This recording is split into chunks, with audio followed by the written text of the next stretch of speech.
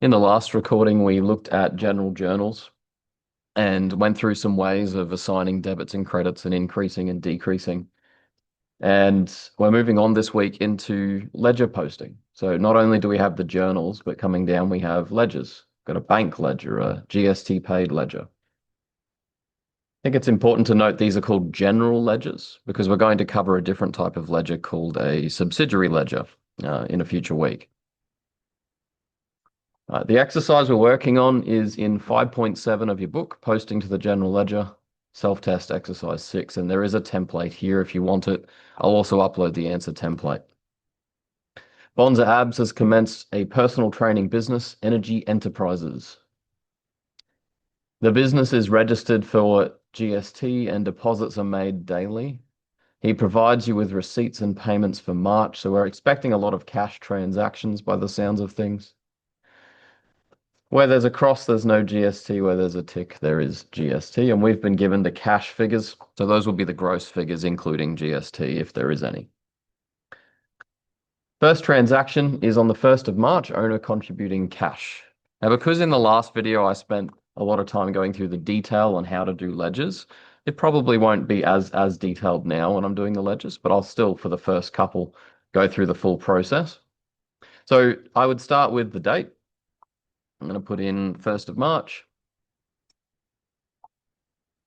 Looks like the formatting in this template is a bit stuffed up. So I'm just going to hold shift and click the bottom one. And then up here, I'm going to change it to a short date so that I can see the full date. For the accounts being affected, I always think that a good place to start is asking whether or not the bank account is being affected. And the owner putting money into the bank account is a yes.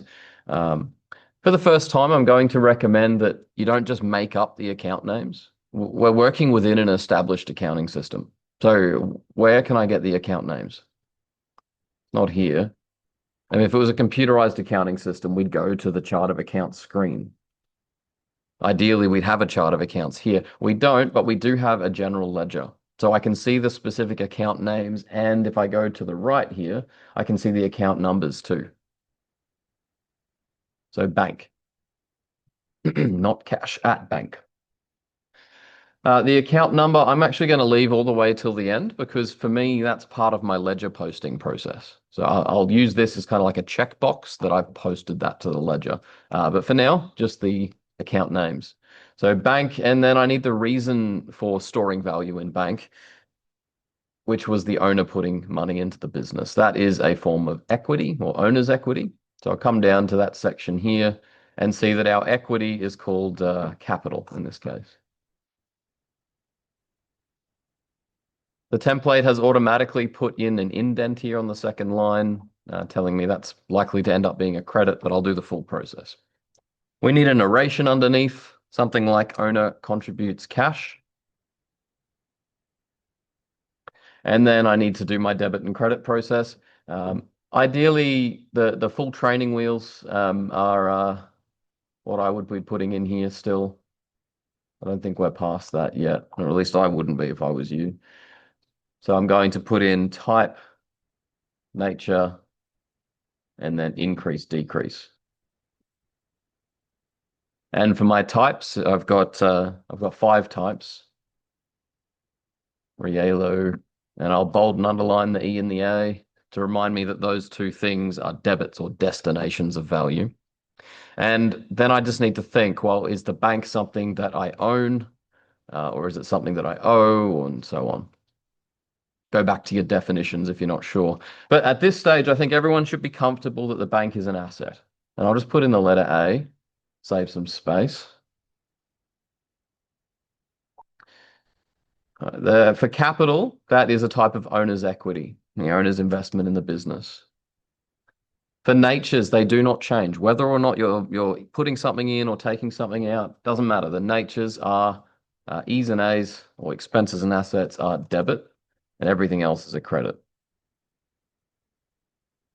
I have to re-engage the brain for increase, decrease, because I have to then think, well, in this context, the owner putting money into the bank account, is it increasing or decreasing? The bank's increasing, and so is the owner investment. So now I'm up to putting in the dollar figures. In this case, it was $8,000. And if I'm increasing a debit nature account, then I'm debiting it. If I'm increasing a credit nature, I'm crediting it. Increasing means do the same as the nature column.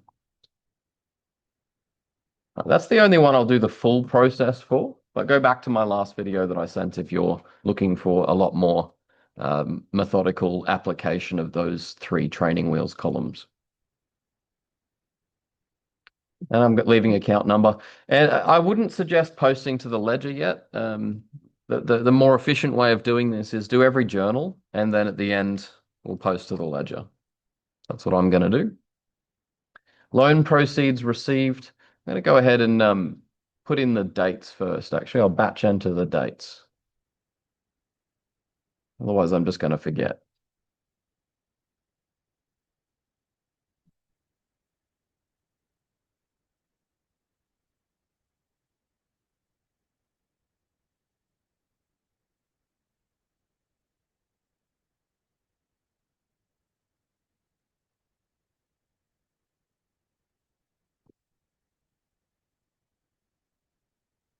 If I take out a loan, I get some money.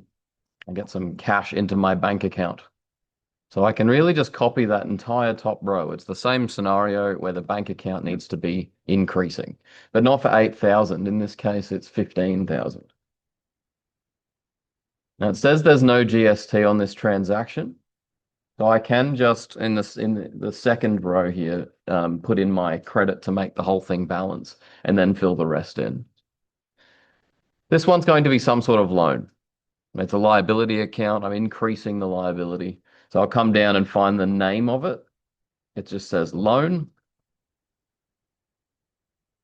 which is a liability. Liabilities have a credit nature, and I'm increasing that debt.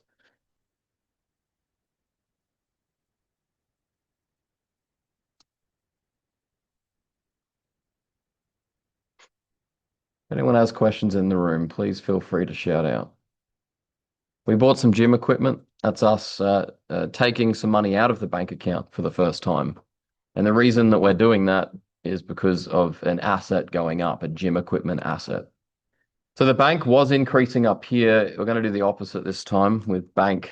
Still an asset, still has a debit nature, but I'm decreasing it for the first time. So I'll end up with some sort of credit. And it's because of equipment. But I want to know the actual name, so I'll come down and find it. Equipment.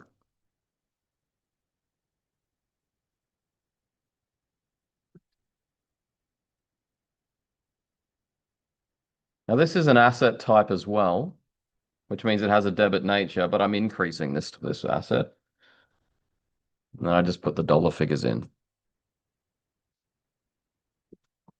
Now I've missed something here.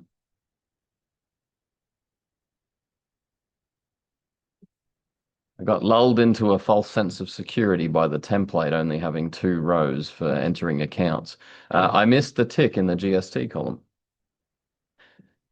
So when GST is in a transaction, and you can kind of tell by the dollar figure that there's some GST in there, we need to recognize that I didn't actually spend 8,800 on equipment. I did spend 8,800 out of the bank account. That's correct. I'm happy with that particular row, but this one's wrong. I actually spent 8,000 on equipment and 800 on GST. So I will insert a row here. You can do that by either right-clicking on the 12 or using a shortcut, which is a key sequence, and I'm not going to go through that in this video. GST paid, which is an asset. Assets have a debit nature, and we're increasing it. So that's why it ends up on the same side. And to work it out, we can divide by 11 to calculate the GST. And make sure your journal balances at the end as well. You want to select those two and check down the bottom and make sure the sum comes to the credit side.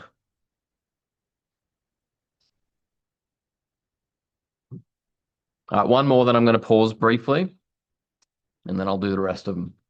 Paid rent on the 8th. So that one will be very similar to the one above, except instead of buying an asset, we are buying rent, which is an expense. So I'll copy that whole thing. I'm actually going to need more space here. They've only given me 3. I'll insert a row first and then copy that and then adapt it. So rent instead of equipment, which is an expense. But everything else over there should be the same except for the dollar values. And then instead of purchased equipment, I'll call it paid rent in the narration. The gross will be different. That was 440 this time.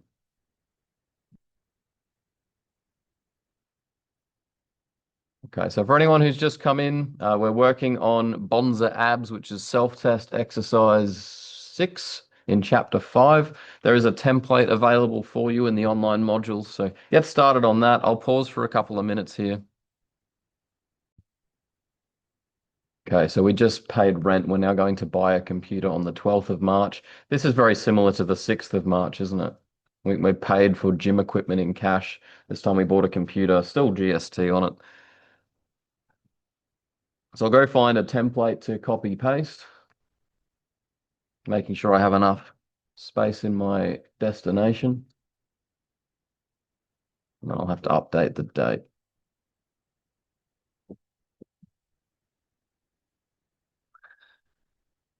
Okay, this time, instead of equipment, we bought a computer, and it should just be called computer. Generally, it would be computer at cost or equipment at cost, but we've skipped that for this exercise. Purchased a computer. Everything else should be the same, except for the figure of 1650 gross. And that'll split it up between the assets that we're assigning that value to.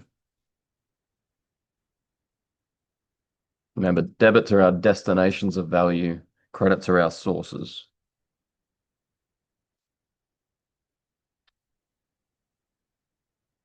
My bad. You're right. Sorry, I'm late. You're right. Good morning. All right. 14th of March. What happened here? Training fees revenue. 605. Tick in the GST box. Is our first time having revenue? Yes. All right. So I'll go through the process for this one. And I'll need another row. I'm going to increase the bank account. Got some cash revenue coming in because of training fees. So training fees would be the next line, and that should be indented if it's going to be a credit. But if you don't know that, then do the indenting at the end. That's okay. And then GST collected.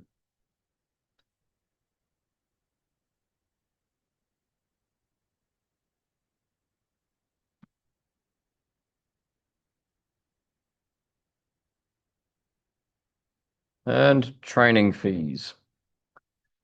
The bank is still an asset. Training fees is revenue. It describes an activity that generated value for our business. GST collected is a liability. We do not get to keep that. So I'm going to collect it, but it's something I owe to the tax office. The natures. Bank is an asset. So assets have a debit nature. No expenses listed. So all the others are going to be credits. Everything except assets and expenses are credit in nature. The bank account went up. We received some cash, so I need to put increasing here. We had more activity, more income activity, so that's an increase to revenue and an increase to how much we owe the tax office for GST. I can copy the formula over here, or I'll just build it fresh. The gross amount is going to be the bank amount this time. We do get paid the full amount, including any GST. That's $605. I then need to split that up between revenue and liability. So I can divide by 1.1 to get to the net figure.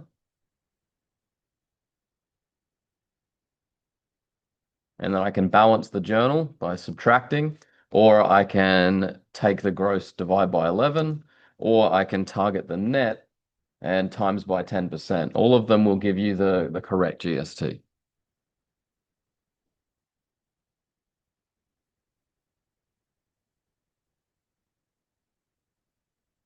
Finally, we had cleaning expenses.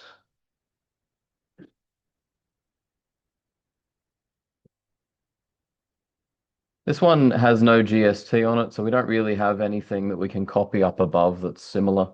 The rent one's probably closest, but I'll just go from scratch.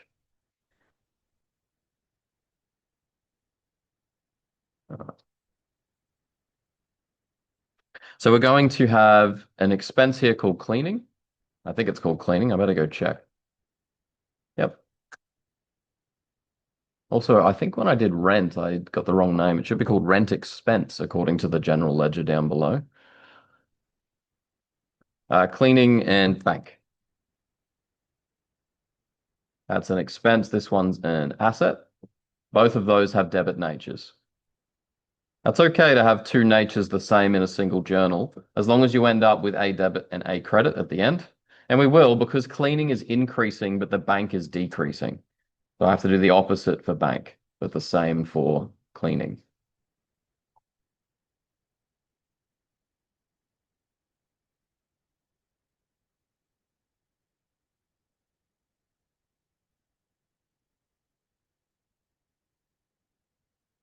And that's $50. So before we post to the ledger, this is true for your assignment as well. I suggest that you go and add up your whole debit column, add up your whole credit column, and make sure that everything balances. Because when we post to the ledger, it's really easy to stuff up and end up with ledgers that don't balance. But at least if we know the journal balances, the first step, we can isolate where the problem happened. If you know this part's right, then we can put a tick in it in our heads and move on. So I'm going to do a sum of the entire debit column.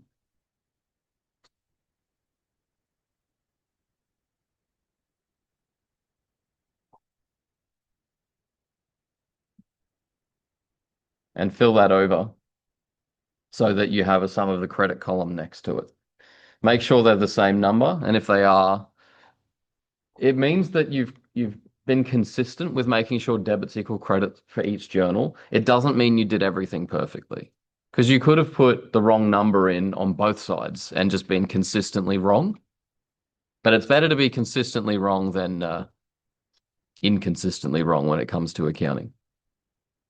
So debits equal credits. Let's move on to the ledger posting step. Now I'm just going to introduce the way that I do it, and then I'll pause again. So I left the account number empty when I was doing those journals.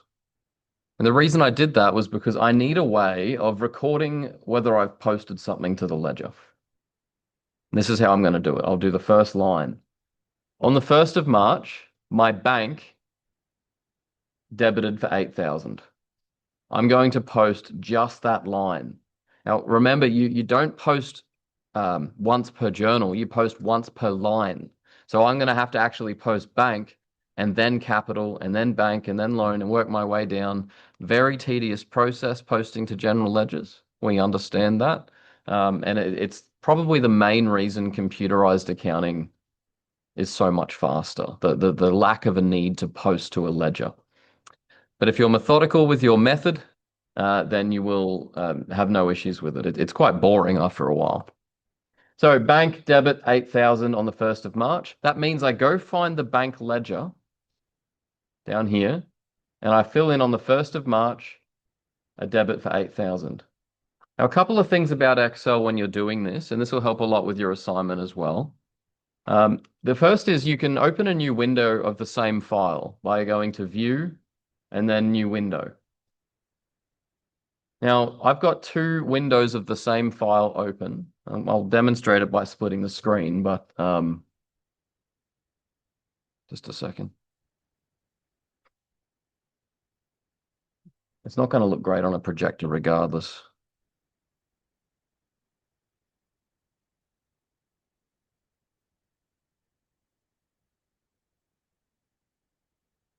There we go. All right, so I've got two things open at the same time, same workbook. If I type in this cell here, it shows up on the other one. That's useful because I can have my journals open here and scroll down to my ledgers here. And when I'm posting the first thing here, rather than having to flick back and forward or scroll up and down, I can go equals and I can do a reference to it. You might think that the referencing thing takes longer, but I promise you it's worth doing. It's worth putting the time in, especially if you end up having to do a second attempt for things. And I'll show you why. I'm going to press enter and just confirm that one. I'm going to skip details for now. I said that's the thing that just confuses everyone. I'm also going to hide my training wheels columns that I put in because it's stuffed up on my ledger templates. Don't need those at the moment anyway. All right. So we were debiting bank for 8,000. I need to go equals and then click on 8,000 and then press enter. Over to the right here, I'll maximize this so we can see it a bit better. I have to update my balance. So equals, select that, and then it was a debit here, so I need to put a debit there. Now this is an asset, so it's a little bit odd that there was no opening balance. I'm just going to double check that there was no opening balance given in the solution before I move further. But I'll do that off screen so the solution's not in your face until you want to see it. Yeah, definitely no opening balance in this. So this must be the very first day of trade. There's nothing in the assets. The very last thing that you do with the ledgers for me is going to be the folio. So I do details next. And with your detail, it should be whatever the reason for the transaction was. Or in other words, what was the other side of the journal? So if I go equals and come up to my journal here, I'm posting this top line still. I'm still on that first one. The other side of the journal was capital. And that's where people get really confused with ledgers. They think because you're putting capital in here, it should be a credit over here. And if that's you, if you're getting a little bit stuck and confused about which one you're actually doing, draw your attention to the heading of where you are. So the bank is what we're currently posting. I'm only putting the word capital here is because now I can read this. I can say on the 1st of March, my bank asset went up by $8,000 because of capital. That's the full way of reading it. The final thing to do is to fill in the folios or account number columns in the journal and the ledger. And for me, that's my check that I've done it. So here in account number, I can go equals and I can click on the account number, which is 100. And that tells me I've finished with that line now. I don't need to do it. And the folio should be, well, where did all this stuff come from? And it came from our general journal, in this case, GJ3. So I'm actually just going to type GJ3. That seems to be the fastest way there. And then why bother with all the referencing? Well, let's say I needed to change this or I needed to source it back to where it came from. I can double click and I can see where it came from, but there's a really handy shortcut, which is Control open square bracket. And what that's going to do is jump to source or jump to reference. So if I'm on this cell and I press that shortcut, Control open square bracket, it will take me straight to whatever it's referencing. And that can be really useful, especially when you get to multi-stage budgets down the track. Okay. I'm going to pause there. I've posted the first one. So the next thing to do would be to post a credit to capital in the capital general ledger.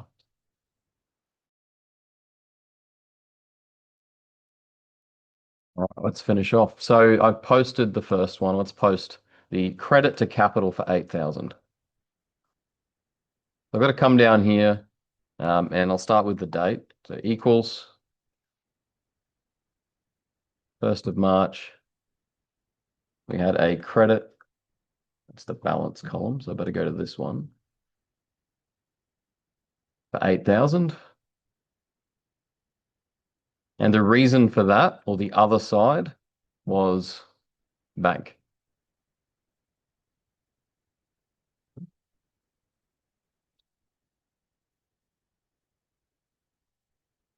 I need to update the balance. So this was a credit for 8,000. So that means that over here we have a balance of 8,000. Last thing to do is to check off. So I'll put GJ3 here. That's where it came from. And then back at the source here, I need to put in the account number for capital.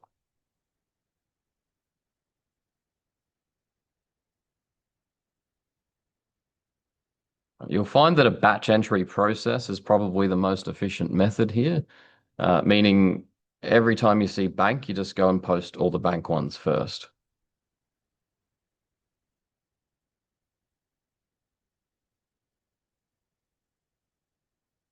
Let me set up my windows like I had before.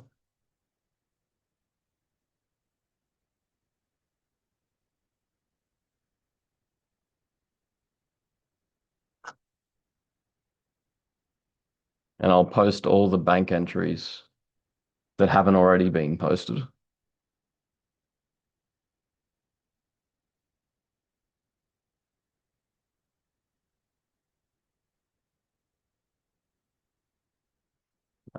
Every single transaction involves the bank. So that means I need all the dates in my bank ledger. That's why the ledger's so large here.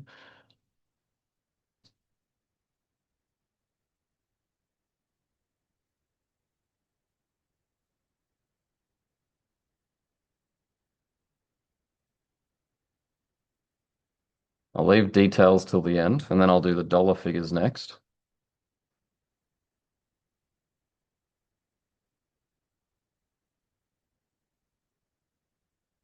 Making sure you get your debit and credit columns correct, or you're not going to balance at the end.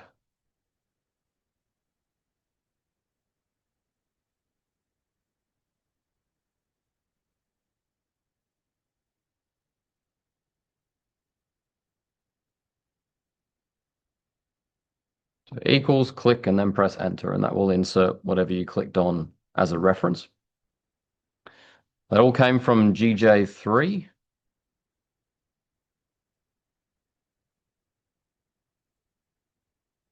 And then we have to update our balance each time. You can do that with a formula just by clicking equals and then click on the one above. And we're going to add on anytime there's a debit and subtract anytime there's a credit. So the previous balance plus any debit minus any credit. Where that becomes a problem is where the bank flips into overdraft. Like if you've taken out more money than you have, it won't work at that stage. But if that doesn't happen, it'll work fine. I should be able to fill that one down. I'll do that with a right click drag instead of a left click drag, because right click drag lets me choose fill without formatting. That'll bring the formula down without any of the formatting so that it doesn't break my borders. I think that looks okay. So it went up by 15 grand and then it went down a few times, which it is doing. And then it went up and then it went down a little bit. So happy with that. It'll be a debit balance the whole way because at no point did I take out more money than I had in my bank account.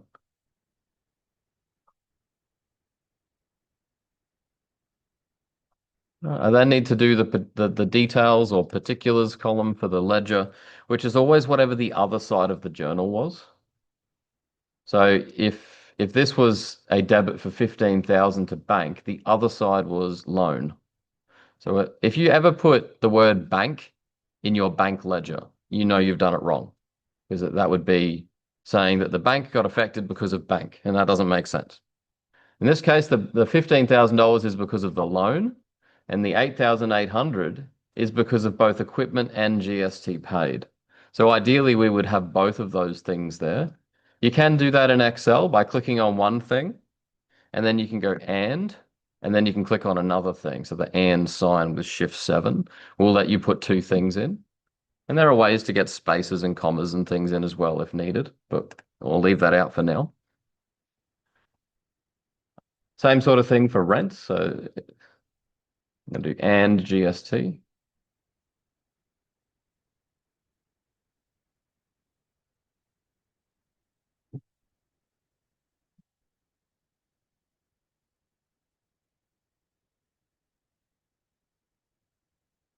And the last one was because of cleaning. So double check your details column at the end for your bank ledger. You want to make sure that you don't see the word bank at all in the details column. It's the why the bank got affected, this column. You also want to make sure you ended up with 12,665 as a debit balance for your bank ledger. That'll be a good indicator that you are posting to ledgers correctly. And I better go and check that against the answer too to make sure I didn't stuff up. So solution A will be the journal, solution B will be the ledgers, and there's 12,665.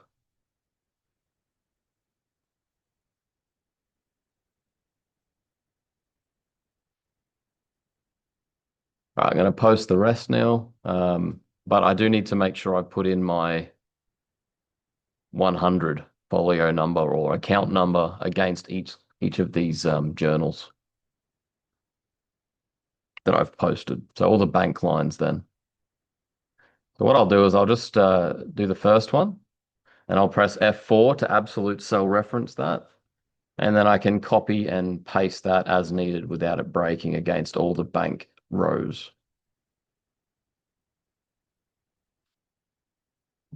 And now it's just a matter of posting all the other stuff.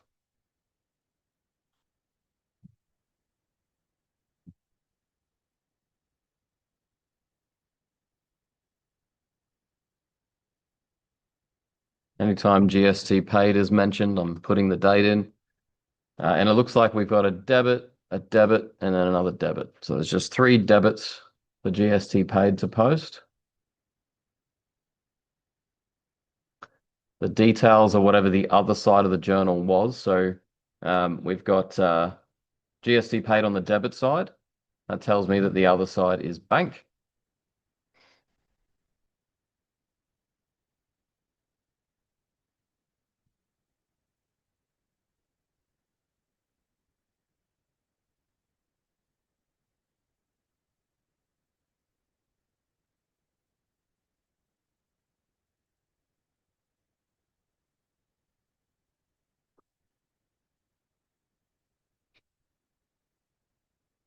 And it should slowly build up because we're building up this asset that we're going to claim back from the tax office.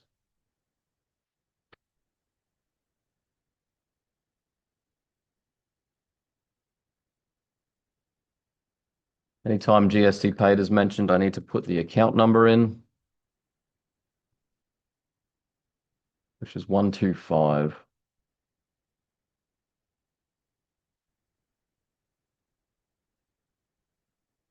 Only one transaction for some of these, or for a lot of these.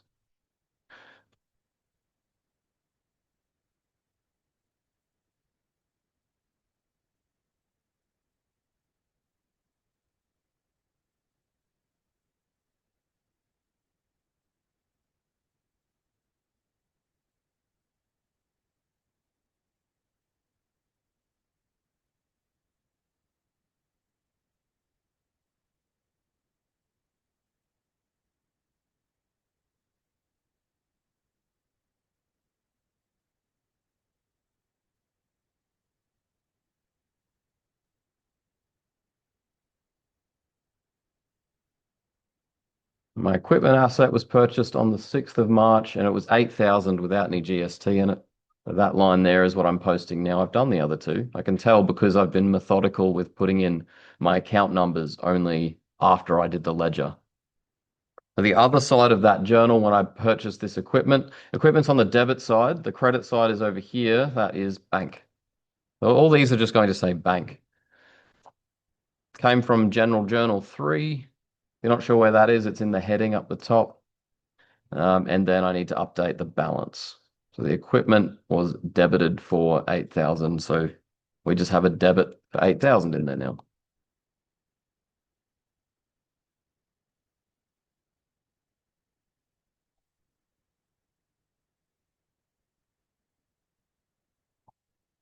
There's only one sale. There's only one lot of GST collected to record. Quite unusual. Usually there'd be a lot of transactions there. And that's a liability of $55 at the end of this period.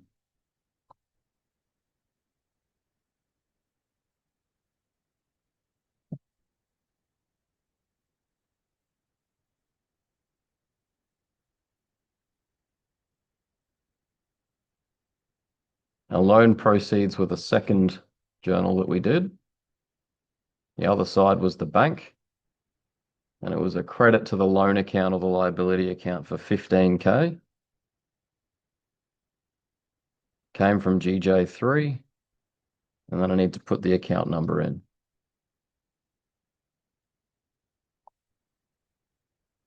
Getting bored yet? Hopefully it graduates. I mean, that's the ideal scenario. You want to graduate from this is challenging to this is boring. And then at that point is about when we stop. So we stop doing the manual ledger posting at the end of this term and we move on to computerized accounting. You do a little bit of manual posting in some of your assessments next term, but then that's it. So after your first 6 months of accounting, you move on to computerized accounting and more making decisions based on what comes after this, than the actual boring process of posting. But you have to master this so that when the computers break, you know why and you know where. Right, training fees, revenue.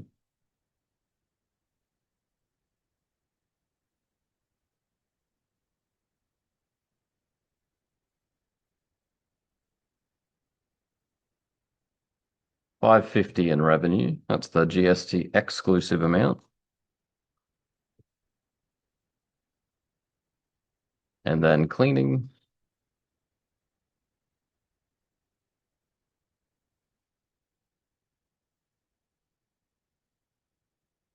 That was an expense, so likely to be a debit. Yep.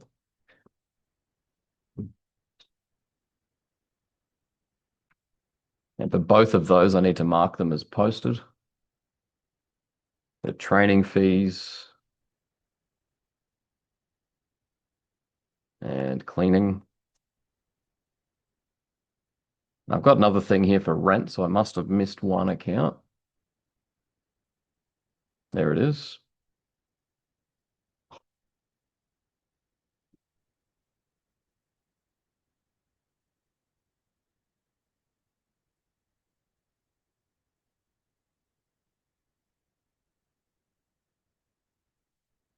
Okay, I'm at the end of the ledger posting. So the last thing to do after I put that in is to check you didn't stuff up. Now, there's a couple of ways we can do that. The first is you want to check that you have an account number in every single slot. So you go down, make sure you didn't miss any of them. That's a good indicator. The second is we want to add up all the debit balances of our ledgers. So say this one, for example, and compare them to the credit balances. That's called a trial balance, and it's something that we do in later exercises. This one doesn't have a template for it, and it doesn't ask us to do it, but I'm uncomfortable not doing it because I have no doubt that I made a mistake during that process. No matter how many times I do this, I would say I have like a 50-60% error rate still if I don't do my checking process. So here's what I'll do. I'm going to go and get all the account names first.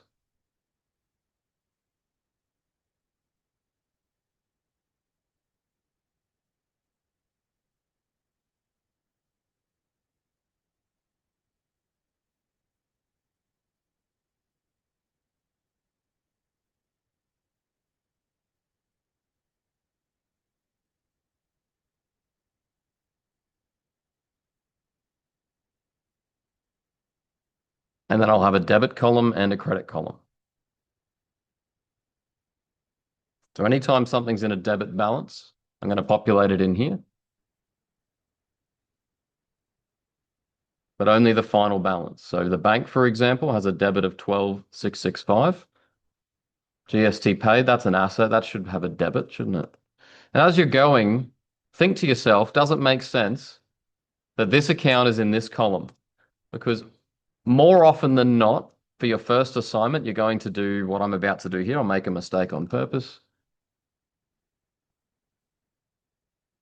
I'm going to leave it there and we'll talk about how to problem solve. I only want one mistake though. Liability. I'm in equity, so I should be putting this in the credit column very likely. Same for revenue. Revenue is a credit in nature, but then back to expenses, we're expecting some debits. All right. Now the trial balance just adds up the debit and credit columns of the ledger to make sure that nothing went wrong in the process. And if you find that it doesn't balance, your trial balance is not balancing, there's a few things you can do to detect the issue. The first is just subtract them and see the difference. So I'm exactly 16,000 out and then halve whatever the difference is. So I'm 16,000 out between debits and credits. If I halve that, I take that and divide by 2, it's 8,000, and then review both columns for an 8,000 number. And I do have one. So this tells me that I have put this in the wrong column because I've done two things wrong by putting that in the wrong column. I've undervalued the debits and I've overvalued the credits. So by undervaluing something and overvaluing something, I'm out by double what the actual amount is. So halving your difference can sometimes show you where the problem was. That's only going to work if you made that exact error with just one account. If you make it on two accounts, you're not going to be able to see easily what the problem is. So something else we can do if the trial balance doesn't balance. We can go through and do the common sense check. Sorry, it's not common sense, but it will be by the time you're doing this.